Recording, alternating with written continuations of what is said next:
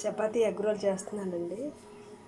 ముందు కోడిగుడ్డు ఇలా కలుపుకోవాలండి. ఉల్లిపాయలు, పచ్చిమిర్చి, ఉప్పు, కారం, ధనియాల పొడి వేసుకొని ఇలా కలుపుకొని పెట్టుకోవాలి.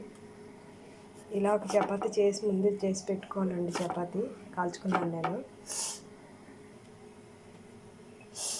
ప్యాన్లో 1 స్పూన్ ఆయిల్ వేసుకోవాలండి. వేసుకొని హై ఫ్లేమ్ పెట్టుకోవాలి స్టవ్ని.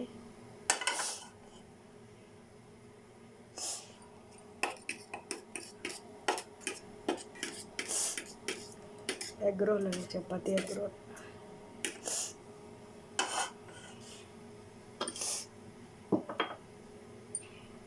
కొద్దిగా వేడెక్కనిచ్చాక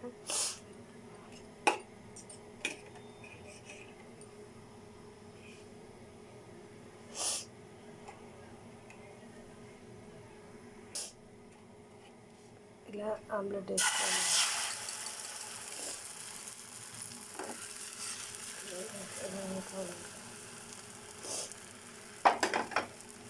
కాసేపు అయిన తర్వాత